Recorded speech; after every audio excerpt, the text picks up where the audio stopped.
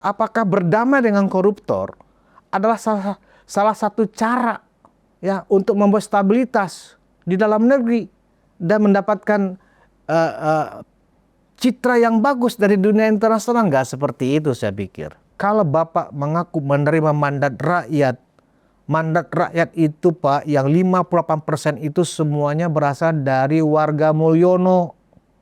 Itu fakta Pak. Data terakhir yang saya baca, sebanyak 107 juta ya pekerja di Indonesia masih menerima UMR provinsinya ya di bawah 3 juta.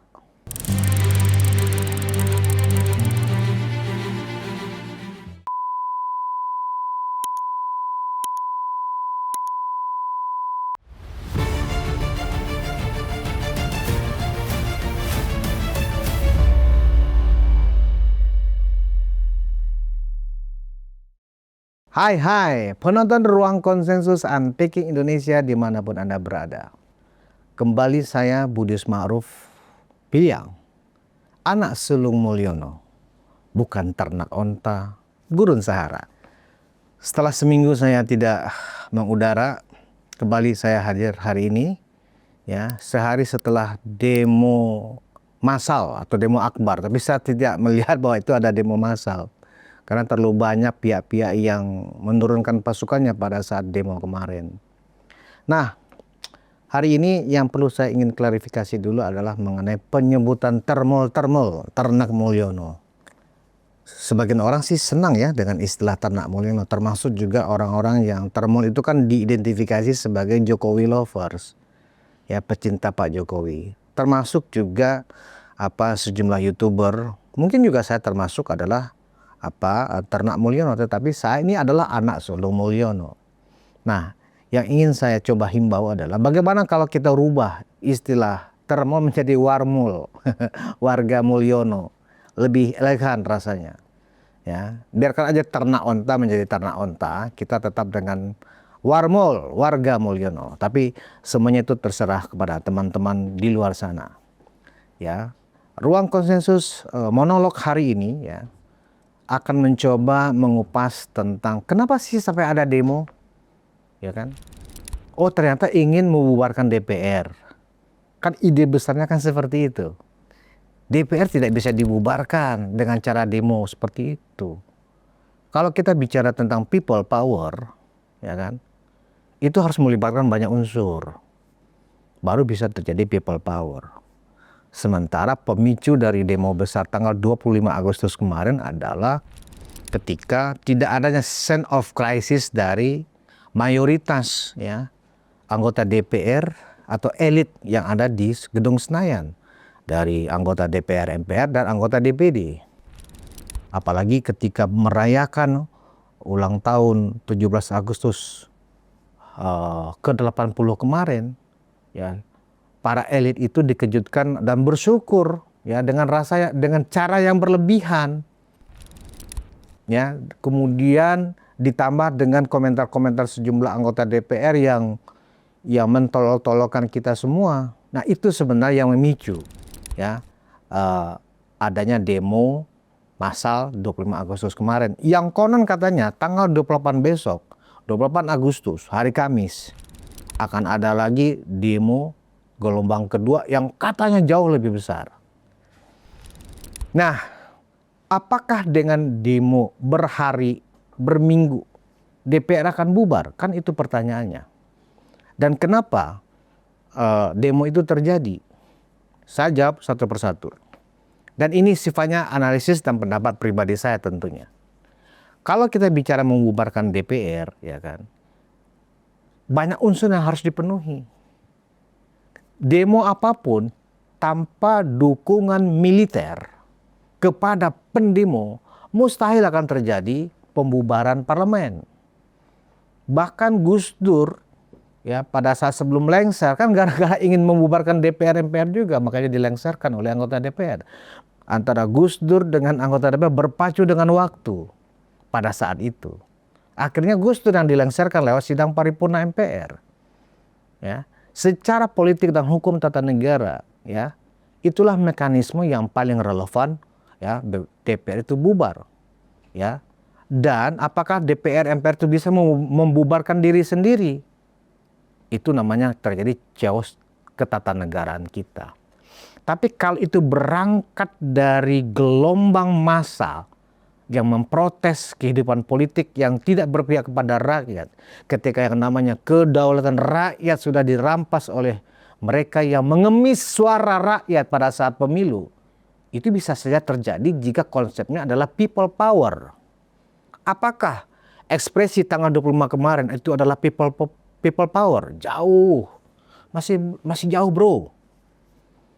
Bahkan sejumlah pihak dalam konstelasi pro kontra antara kelompok pro Prabowo, kelompok pro Jokowi, itu bahkan di framing bahwa yang demo tanggal 25 Agustus kemarin adalah geng Solo.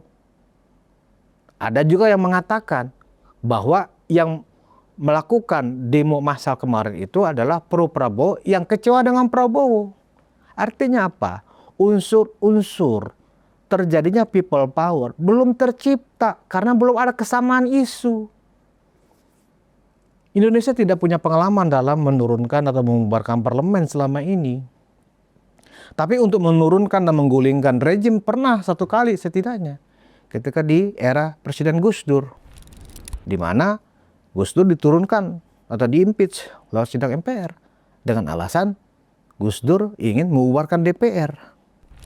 Nah, kalau kita ingin ya masyarakat merasa pemerintahan Prabowo tidak lagi berpihak kepada rakyat, apa sih sebenarnya yang terjadi? Padahal Pak Prabowo memerintah belum 1 tahun, baru lebih kurang sekitar 10 bulan. Kalau kita bicara Prabowo banyak sekali sudah mengingkari janji-janjinya kepada rakyat, saya sepakat dengan itu. Pak Prabowo bermain menjalankan tugas konstitusionalnya sebagai presiden, sebagai kepala negara, sebagai kepala pemerintahan, asik dengan pemikiran dan cara-caranya sendiri. Sudah berulang kali para aktivis di daerah khususnya, ya kelompok-kelompok yang militan kepada kelompok Pak Jokowi mengingatkan, kenapa sih Pak Prabowo tidak meniru atau melanjutkan gaya belusukan yang dilakukan oleh Presiden Jokowi. Karena itu terbukti efektif. Pertama, cara belusukan Pak Jokowi itu efektif untuk mengetahui implementasi dari kebijakan-kebijakan yang dilakukan oleh pemerintah lewat menteri-menterinya. Yang kedua, Presiden sebagai kepala pemerintahan dengan belusukan, dengan keliling daerah, dari provinsi ke provinsi, dari kabupaten ke kabupaten, bisa mendengarkan langsung aspirasi rakyat, situasi yang terjadi, khususnya dalam hal perekonomian, daya beli masyarakat, infrastruktur. Apa yang sudah diselami oleh Presiden Prabowo selama memimpin? Apakah pernah berkunjung dari provinsi ke provinsi? Di Pulau Jawa aja belum tentu, yang dekat-dekat aja nih belum tentu. Hanya paling meresmikan pabrik-pabrik atau sejumlah proyek-proyek yang sudah selesai pembangunannya. Sudah berapa kali Pak Presiden Prabowo berkunjung ke Indonesia Timur misalnya, berkunjung ke Indonesia Barat, melewati jalur-jalur infrastruktur yang sedang dibangun atau yang belum dibangun. Pernahkah seperti itu? Tidak. Presiden Prabowo hanya sibuk di awal-awal pemerintahnya membangun semacam positioning Indonesia di mata dunia internasional. Tujuannya katanya ingin menarik investor ke luar negeri. Sementara investor itu akan datang ketika melihat Indonesia ini secara perekonomian itu tumbuhnya bagus dari bawah.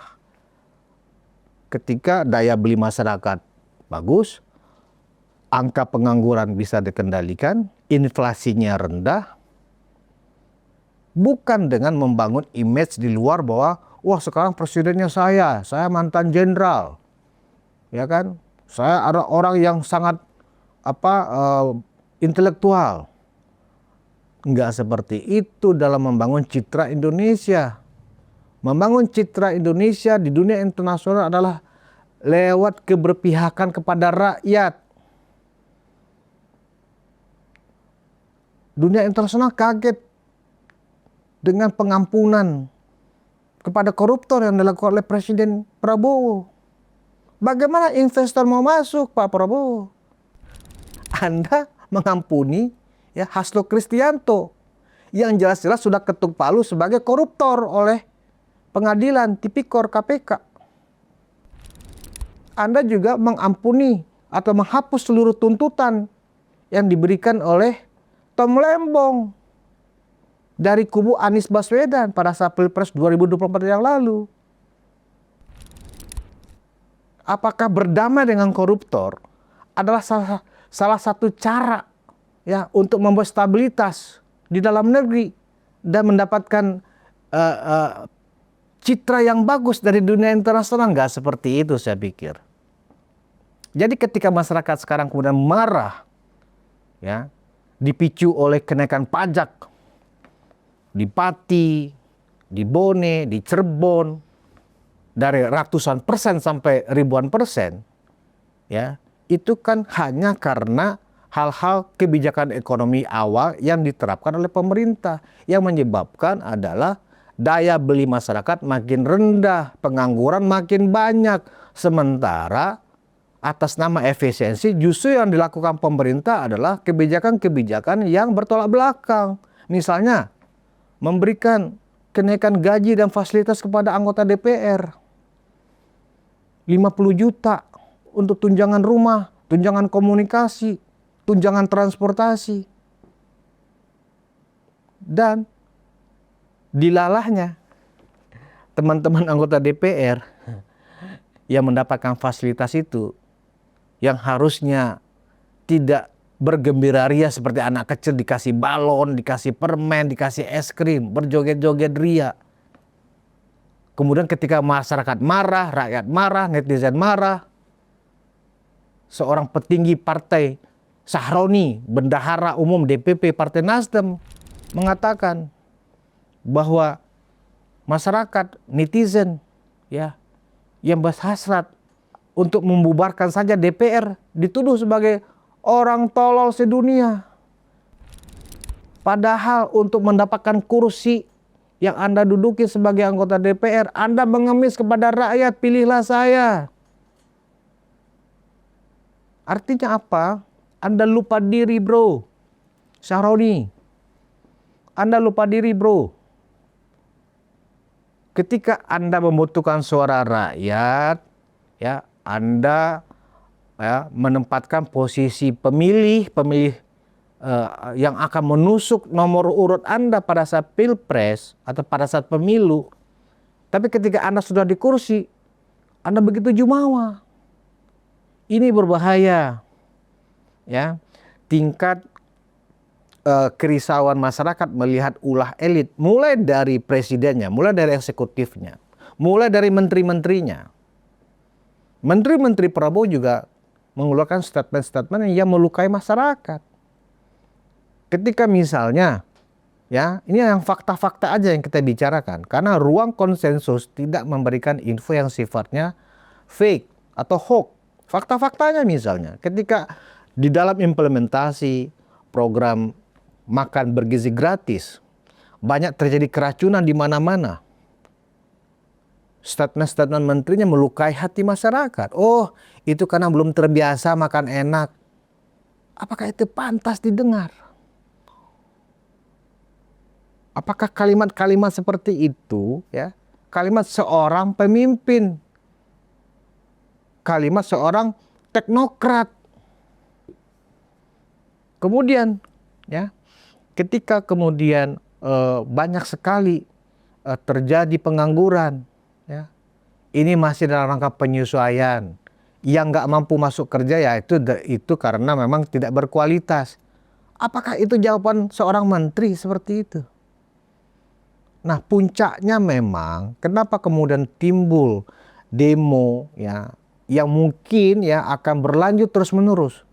Yang saya khawatirkan demo ini karena bentuk protes masyarakat, ya, kemudian di framing ini adalah cara-cara yang dilakukan oleh oligark yang sakit hati ke pemerintah untuk mengadu domba ya masa Pak Jokowi dengan masa Pak Prabowo itu tidak relevan. Biarlah urusan Pak Prabowo dan Pak Jokowi itu urusan level tingkat tinggi.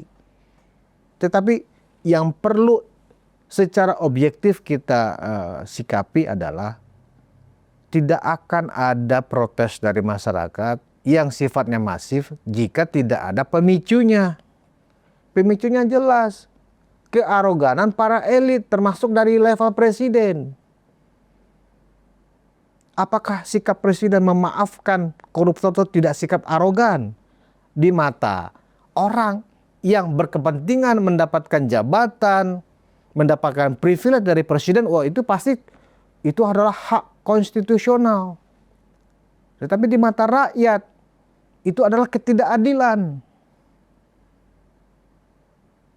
Seorang pengemis yang tiba-tiba melihat barang nganggur, kemudian dia mengambil barang itu dan kemudian dia ditangkap, diproses di pengadilan, dihukum dengan berat. Padahal dia mencuri karena terpaksa. Tapi koruptor yang mencuri, yang merampok uang rakyat dengan cara-cara yang jelas sudah dibuktikan di pengadilan, diampuni oleh presiden. Wajar kalau kemudian masyarakat marah Pak Prabowo. Dan saya nggak tahu apakah kota-kota lain selain di Jakarta akan juga melakukan demo protes ini. Ini yang harusnya kita hindari. Padahal konstitusi kita ya sudah memberikan pemimpin ini, para elit ini untuk komit dengan tujuan-tujuan negara ini didirikan. Salah satunya apa? Ya, melindungi segenap bangsa Indonesia dan seluruh tumpah darah Indonesia. Diksi, melindungi, itu tidak mudah. Melindungi itu artinya bersikaplah adil. Itu baru melindungi segenap bangsa Indonesia dan segenap tumpah darah Indonesia. Tidak hanya itu dalam arti mengamankan dari serangan dari pihak asing, nggak hanya itu, tapi melindungi itu maknanya sangat luas. Apakah Presiden Prabowo sudah melindungi masyarakatnya? Bagaimana Presiden melindungi orang nggak pernah turun ke masyarakat? Asik kunjungan ke luar negeri, rapat terus-menerus di Hambalang, di istana, tanpa pernah turun ke lapangan. Benar-benar belusukan, melihat realita yang terjadi. Meninjau berapa harga ikan di pasar, berapa harga kacang, berapa harga gula, berapa harga beras di pasar. Dibandingkan dengan data yang diterima di meja, apakah sama? Itu harusnya dilakukan oleh presiden. Bukan hanya menerima laporan-laporan dari menteri, asal Bapak senang.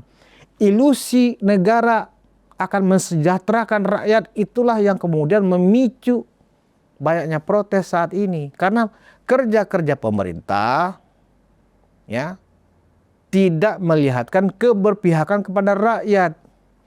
Secara sederhana kita bisa ulas seperti ini tentang kenapa misalnya kasus Pati ya, di mana bupatinya menaikkan pajak bumi dan bangunan menjadi sekitar 250%.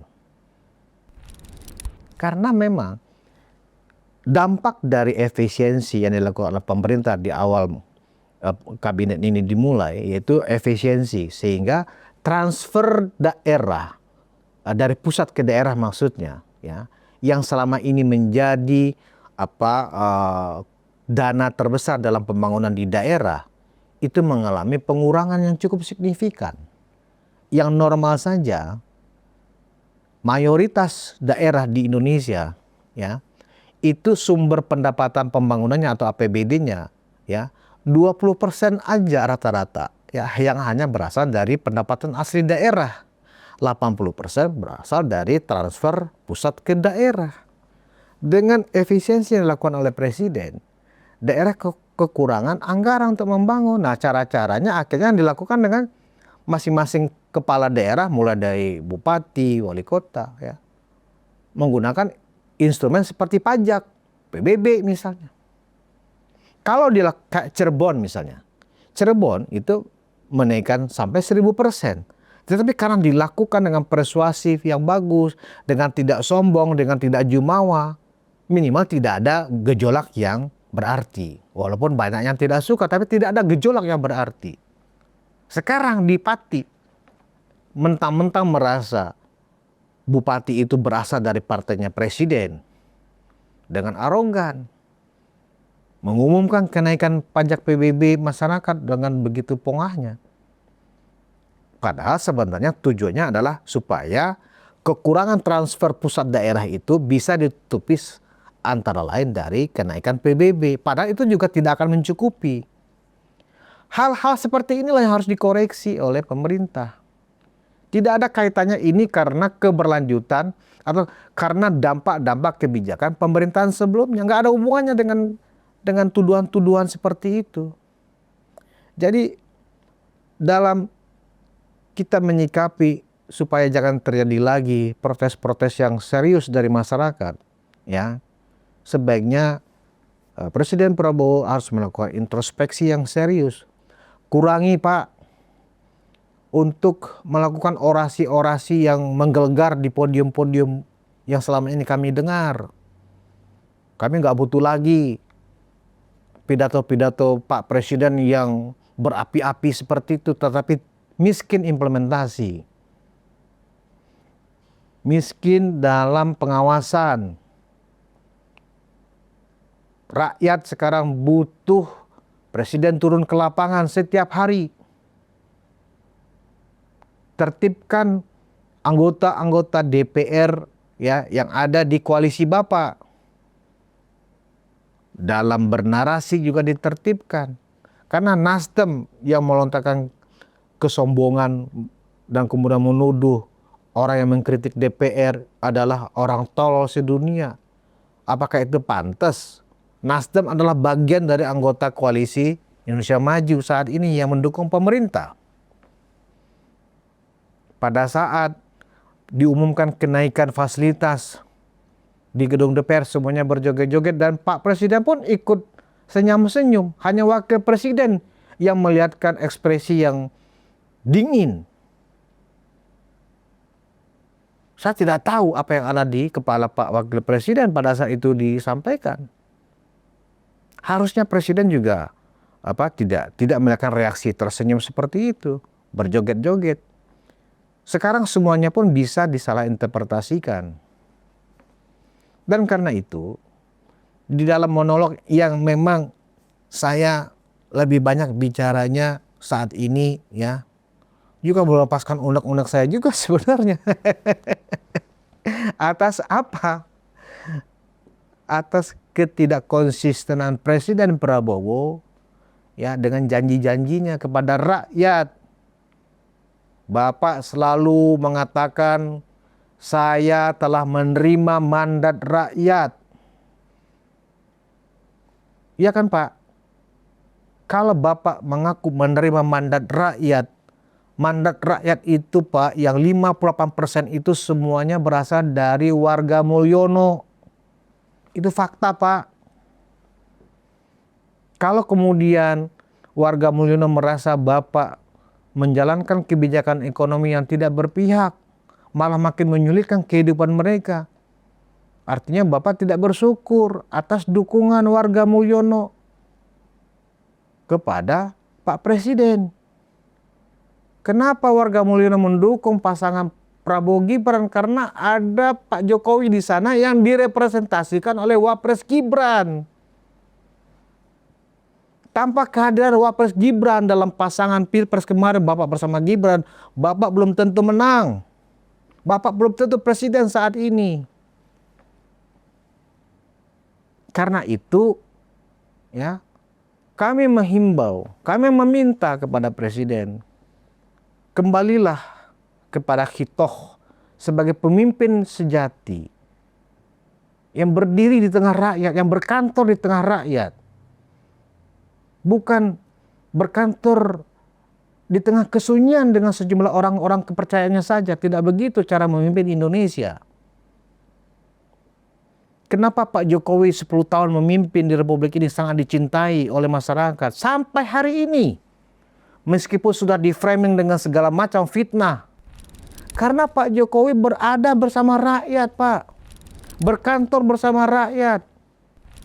Indonesia sentris dilakukan oleh Pak Jokowi. Saat ini, meskipun hampir 1 tahun, kami tidak bisa melihat apakah Pak Presiden ini melakukan pendekatan Jawa sentris kembali atau Indonesia sentris. Gak jelas nih sentrisnya apa. Jangan-jangan Hambalang sentris atau Gerindra sentris. Ini harus dilakukan koreksi. Saya yakin di kepala Presiden Prabowo adalah bagaimana membangun Indonesia. Saya percaya itu, tapi implementasinya ya yang perlu dikoreksi. Awal-awal Bapak membentuk kabinet aja, masyarakatnya sudah heboh karena kabinet gemuk. Tapi lagi-lagi karena ada Pak Jokowi di sana, ya yang memilih Bapak itu sebagian besar adalah karena ada Pak Gibran di sana. Masyarakat kemudian mencoba memahami. Nah sekarang dengan reaksi masyarakat seperti ini itu sudah warning Pak Prabowo untuk mengevaluasi kinerja menteri-menteri Bapak. Ya. Secara umum saya menilai koordinasi pembagian kerja antara presiden dan wakil presiden saat ini sudah lumayan bagus sebenarnya. Di mana Bapak mungkin bertanggung jawab untuk ekonomi, stabilitas politik, hukum, dan hubungan internasional. Sementara Wapres lebih menjalankan fungsi untuk menjalankan fungsi-fungsi sebagai untuk kebijakan-kebijakan pembangunan sosial. Dan itu dilakukan dengan baik oleh Wapres Gibran. Wapres Gibran terlihat berkunjung kemana-mana memastikan ya hal-hal terkait pembangunan mental sosial kemasyarakatan berjalan dengan baik. Turun sampai ke pelosok-pelosok, ada di tengah rumah-rumah gubuk masyarakat. Sebaiknya Pak Prabowo juga melakukan hal seperti yang dilakukan oleh Wapres Gibran. Bermalam di rumah rakyat, Pak. Bukan berkunjung satu kota kemudian segera pergi lagi ke Jakarta. Itu juga dilakukan sebelumnya oleh Presiden Jokowi. Jadi, kalau memang Pak Prabowo komit menerima mandat rakyat, kembalilah ada di tengah rakyat, Pak. Bapak sudah nggak ada di tengah rakyat. Demo tanggal 25 kemarin hanya mungkin sebagai alarm awal. Oh, kok rakyat udah mulai protes ke saya. Harusnya begitu Pak Prabowo. Jangan dianggap enteng. Kalau kemudian ini akan terus-menerus terjadi demo di mana-mana, bukan hanya kemarin, besok, bukan hanya di Jakarta, tapi juga di kota-kota besar lainnya, kami khawatir Pak Prabowo bisa berhenti di tengah jalan. Tapi kami mendoakan agar itu jangan sampai terjadi.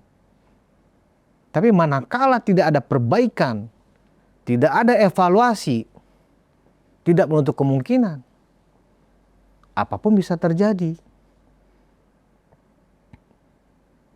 Jangan jadikan ya apa yang ada di konstitusi melindungi segenap bangsa dan segenap tumpah darah Indonesia, memajukan kesejahteraan umum, itu hanya menjadi ilusi, menjadi mimpi.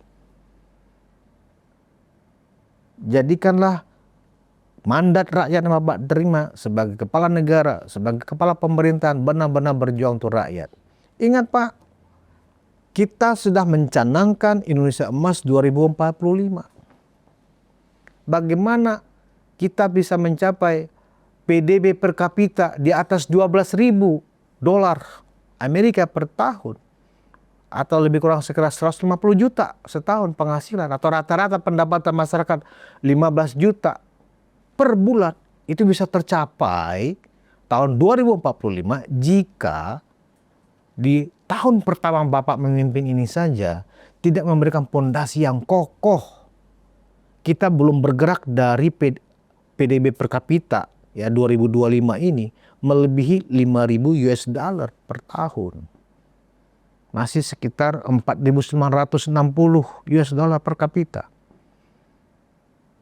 Yang ada data terakhir yang saya baca, sebanyak 107 juta ya pekerja di Indonesia masih menerima UMR provinsinya ya di bawah 3 juta.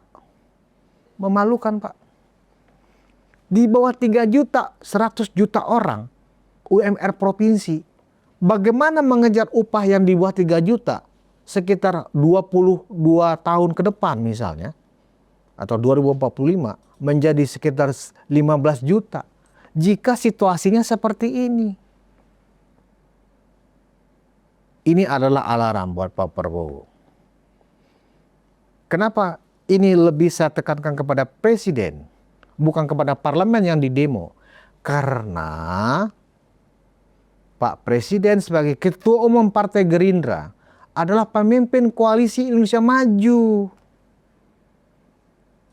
Partai-partai yang ada di parlemen, ya, dari partai Bapak sendiri, PAN, Golkar, Demokrat, Nasdem, PKS, PKB, ya, dan PDIP yang mengaku sebagai penyeimbang, itu ketua koalisinya adalah Pak Presiden.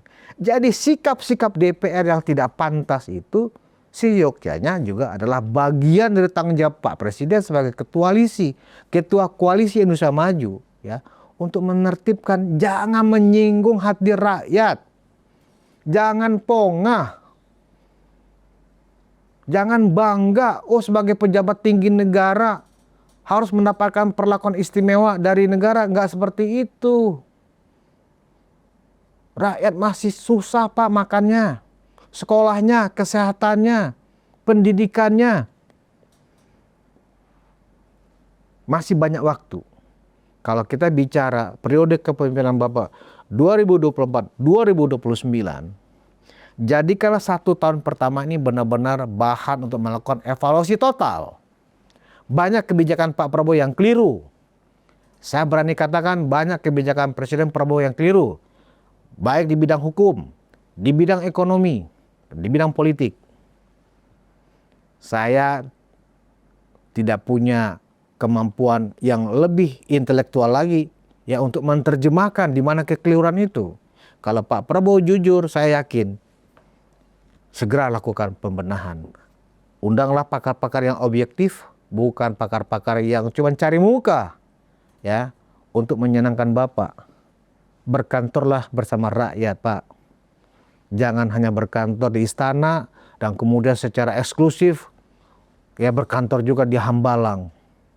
Indonesia bukan seperti Amerika Serikat, Pak. Bapak nggak usah bikin gaya-gaya rapat seperti Presiden Amerika di Camp David misalnya. Berkantorlah misalnya ya di warung sambil ngopi dengan para menteri, rapat. Itu lebih keren, Pak Prabowo. Ya, undanglah ketua-ketua partai ya ketika berkunjung misalnya ke Maluku, berkunjung misalnya ke Jambi, berkunjung misalnya ke Gorontalo di tengah kampung. Undang para menteri, apa yang sudah kita lihat, kita berdiskusi, kita putuskan di situ, ditonton oleh rakyat. Ini baru pemimpin. Rakyat senang. Bukan memimpin di Menara Gading. Kira-kira begitu, Pak Prabowo. Monolog Ruang Konsensus hari ini memang saya khususkan buat Pak Presiden. Karena demo-demo yang terjadi hari kemarin, besok adalah bentuk protes kepada Presiden Prabowo yang notabene adalah Ketua Koalisi Indonesia Maju yang mayoritas pendukungnya ada di parlemen sana. Kita berharap masyarakat kembali tenang ketika Presiden Prabowo melakukan evaluasi total pada pemerintahannya. Selesaikan masalah-masalah yang selama ini menjadi ya sumber kegaduhan. Tuntaskan kasus ijazah palsu Pak Jokowi dengan cepat. Tuntaskan isu pemakzulan Wapres Gibran dengan cepat. Sehingga seluruh komponen bangsa dengan pimpinan Presiden Prabowo kembali fokus. Kita merajut yang namanya persaudaraan nasional secara lebih sehat. itulah kunci untuk Pak Presiden bisa mencapai kesuksesan sampai 2029. Demikian monolog Ruang Konsensus kali ini. Mohon maaf bila ada yang salah, bila ada yang keliru dalam penyampaian yang saya sampaikan. Terima kasih atas perhatian Anda. Kita bertemu di monolog Ruang Konsensus berikutnya. Wassalamualaikum warahmatullahi wabarakatuh.